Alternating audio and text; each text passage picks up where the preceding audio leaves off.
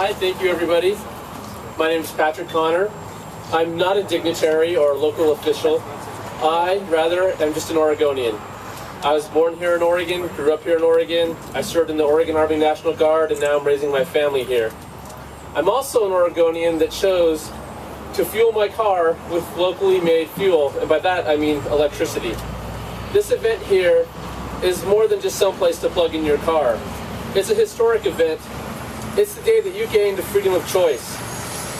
For the last decade or more longer, it's been possible to drive an electric vehicle, but they've been tethered to their home base, restrained to traveling only about half the range for fear that they might not make it home. These fast charging stations break those bonds. These are the road to the future. A future where you can decide to fuel up with cheap, domestically made electricity or send your money out of the country. You can decide to drive a quiet vehicle or one that makes noise. You can decide to drive a car that generates smog or one that doesn't even have a tailpipe. It's up to you. Today you can choose how your electricity is generated. In the Northwest we have abundant hydro, we have wind, we have solar, and here in Southern Oregon we even have some geothermal. And they're working on wave. We have a coastline with lots of waves. The West Coast Electric Highway, it's the road to the future. You can have electricity that's as local as your rooftop, if that's what you want. The people that traveled the Oregon Trail were pioneers. They had pioneering spirits, heading west with hope for a new life. The West Coast Electric Highway shares a few of these traits. Now, I'm not going to say that the folks on the Oregon Trail had cell phone coverage or AAA service, but they did make a choice to head into the unknown, and that's what we're doing today with the West Coast Electric Highway. We're hoping for things to be better than they have been. These charging stations represent the new Oregon Trail. People who are plugging in, they're willing to do things not because they're easy.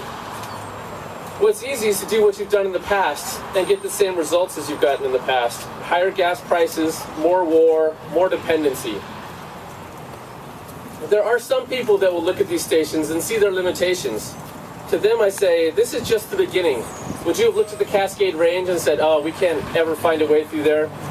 Would you have looked at dial-up modems and said the high-speed internet we have today is not possible? Oregon is a state. It is a state. Oregon is a state that was settled by pioneers and innovators. It was not settled by people that waited and rested and looked behind them. So embrace your pioneering spirit, the one that brought you here, and step into the future, a patriotic, sustainable, affordable future. I'll close with this final thought.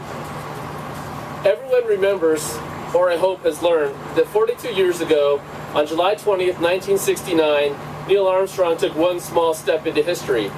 What you may not know is that 2 years later, Apollo missions 15, 16, and 17 took lunar rovers to the moon.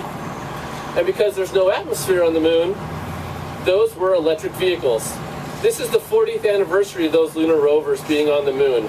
That means that for 40 years, 100% of the vehicles on the moon have been electric. Today's event gives the Earth a chance to start catching up. Thank you.